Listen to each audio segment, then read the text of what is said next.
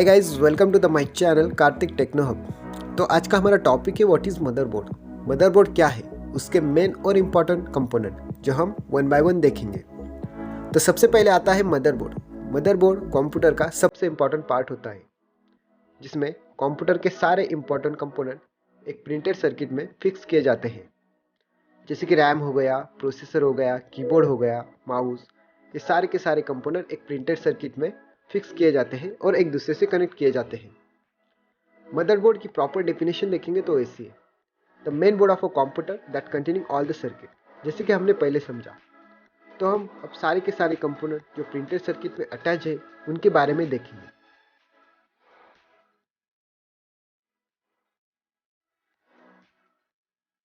इसके बाद जो हमारा फर्स्ट कंपोनेंट है उसका नाम है सीपीयू सॉकेट।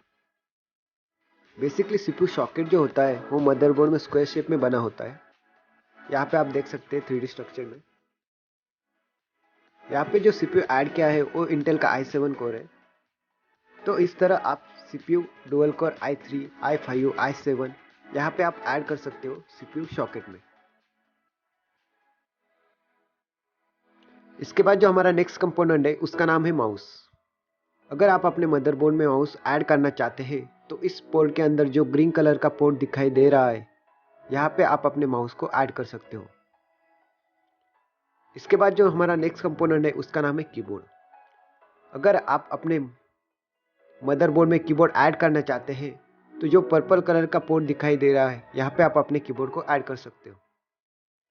इसके बाद जो नेक्स्ट कंपोनेंट है उसका नाम है DVI port, digital video interface. Basically अगर आप अपने कंप्यूटर के स्क्रीन को एलसीडी या प्रोजेक्टर में कनेक्ट करना चाहते हैं तो इस पोर्ट के जरिए आप कनेक्ट कर सकते हो।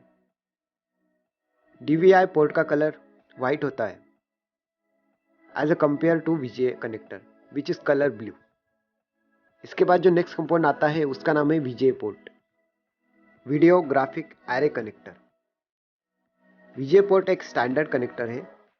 इसका यूज बेसिकली कंप्यूटर को वीडियो आउटपुट देने में होता है।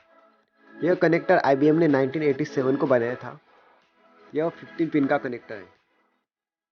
इसके बाद में जो नेक्स्ट कंपोनेंट आता है उसका नाम है पैरेलल पोर्ट।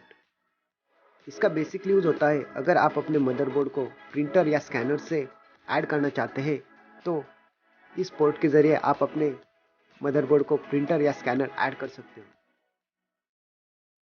इसके बाद जो नेक्स्ट कंपोनेंट आता है उसका नाम है यूएसबी, यूनिवर्सल सीरियल पोर्ट। इसका यूज बेसिकली अगर आप अपने मदरबोर्ड को एक्सटर्नल हार्ड डिस्क या पेन ड्राइव ऐड करना चाहते हैं तो इस पोर्ट के जरिए आप ऐड कर सकते हो। इसके बाद जो नेक्स्ट कंपोनेंट आता है उसका नाम है RJ11 port, register jack. Register jack का use basically telephone and interface communication के लिए होता है। RJ11 पोर्ट एक कॉमन कनेक्टर है। इसके बाद जो नेक्स्ट कंपोनेंट आता है उसका नाम है ऑडियो पोर्ट। अगर आप अपने मदरबोर्ड को माइक, स्पीकर, हेडफोन, किसी भी तरह का ऑडियो कनेक्ट करना चाहते हैं तो इस पोर्ट के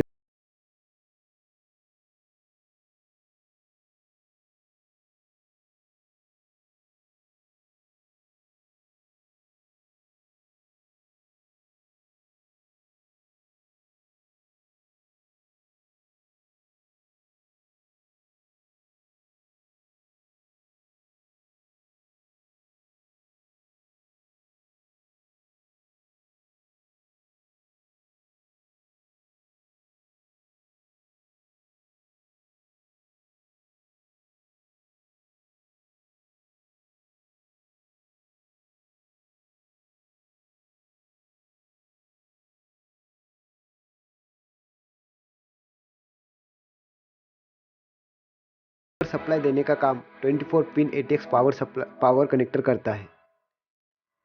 इस ATX पावर कनेक्टर को एडिशनल 4 पिन दिए गए हैं। इसके बाद जो हमारा नेक्स्ट स्लॉट आता है उसका नाम है रैम स्लॉट। अगर आप अपने मदरबोर्ड को रैम ऐड करना चाहते हैं तो इस स्लॉट के जरिए आप अपने मदरबोर्ड को रैम ऐड करके बढ़ा सकते हो।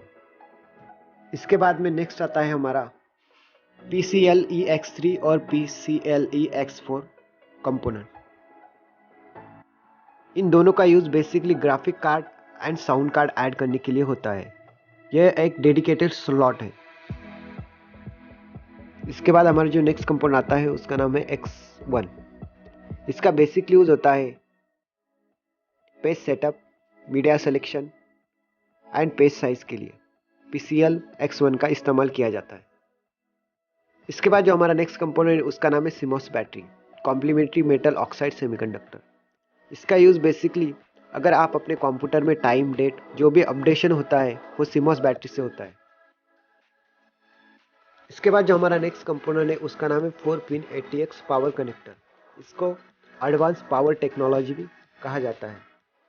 इसका यूज़ बेसिकली मदरबोर्ड को 12 वोल्टेज पावर सप्लाई देने में इस्तेमाल किया जाता है। इसके बाद जो हमारा नेक्स्ट कंपोनेंट है उसका नाम है bio chip, basic input output system. इसका यूज़ बेसिकली जब हम कंप्यूटर स्टार्ट करते हैं तब डेटा को मैनेज करना और अटैच डिवाइस जैसे कि हार्ड डिस्क हो गया, video adapter, keyboard, mouse, printer, यह सब हार्डवेयर का इनिशियलाइज करने का काम बायो चिप करती है। इसके बाद जो हमारा नेक्स्ट कंपोनेंट आता है उसका नाम है नॉर्थ ब्रिज।